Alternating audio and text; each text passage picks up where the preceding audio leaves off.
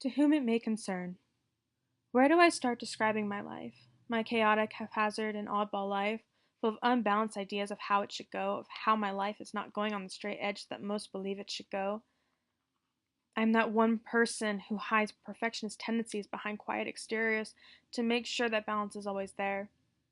Contradictory statements are always made on when I start describing how music makes the world twirl in rapid succession of thumping beats of blood and electrifying bass through flailing limbs of fancy, make believe rituals flowing through the air, weaving runes onto my very inner being, begging, no pleading, to be that child who was so voiceful of her thoughts and never hid a false statement in the pot of split pea soup.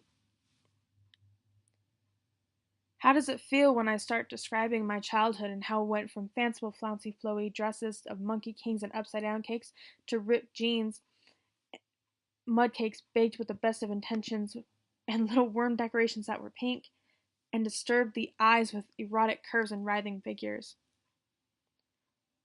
When did I start describing how I was never a fan of tea parties when dressed as a royal figure topped with a cherry limeade crown? How the female mind at the age of 4 disgusted me. I hated preschool. Being told what to do, how to do it was never my style. Stripped bare to what I loved, but was shoved inside of an outdated box of femininity that was not my forte. Being cajoled to understand things that even the aliens wanted nothing to do with. Was I that undesirable as a human that the very race I belonged had to change my soul to fit their world of cynicism and block molds that had been breaking down into dust from decades of use and misuse? This was where I started describing dinosaurs to my friends. The raptors were my friends, dusted in flamboyant feathers to distract from the turmoil inside. The longnecks towered over the crowd as gentle, huge-footed giants that forgot about the squirrel mush between their toes. Duckbills were placid, spiketails were wanderers lost amongst the foliage of brick walls. The T-Rex was thought of as dumb and without purpose, but with a heart of platinum shining bright. The world of dinosaurs is the time I wish I could have been alive to see. Strong ideals, preying on weak minds, and weak bodies finding strength in stealth, delivering blows to the psyche of young saplings, grasping at rays of light, taking those rays and slashing them with blue and black swirls. But not everything is how it was originally described. Time is not the enemy. Maybe it is. It tricks the brain synapses to think that it means no harm, that is only there to make the day go by faster, to let you out of the prison of mundane lectures and horrible bosses too absorbed in their own lives they don't realize how this world works. Taking life is just a pastime of death. Who lives with his family amongst the taken souls in hues of gray and red. He feeds them like pigeons at the park and treats them fairly. Unruly behavior is not tolerated. When it becomes too much, they are sent down to Hades to serve their punishment for civil disobedience.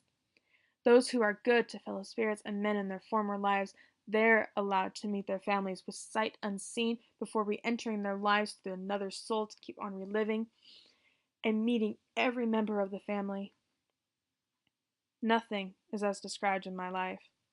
It changes from bleak to gold to gray to blue in a matter of seconds that leap into hours to months to years of pain that remains hidden behind the windows, banging on the glass, trying to show the world they're locked in a room with no control over how the cage appears. Frustration at poor choices of death knocking at the back door, tempting with sweet indecision of emotion. My life is described as perfect when all that is a lie caused by parents who can't control their own children. Oh, she's so perfect. Why can't you be more like her? Words hurt, especially as backhanded comments from the ones who are supposed to love you to shelter you from storms of ridicule from peers. Ball it up, or don't show weakness. Usually heard from fathers, but are now words that I tell myself to hide behind the lie of my life, to hide the emotions I am not equipped to handle. How do I do this? When emotions have become my downfall and my life is suffering because I am not equipped to deal with the tragedy of death, but loss is something I am used to. The dark part of my childhood was pushed into the forgotten box at the back of my mind, lost amongst the fear of a stabbed heart of a former friend, all because he was told he had to go home. My life is chaotic and haphazard.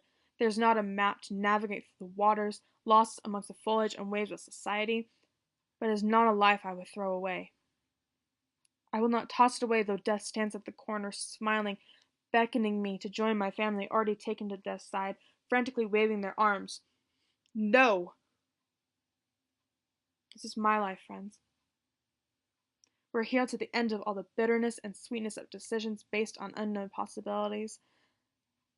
Life's difficult, but it's all I have, and it's the only one with you in it.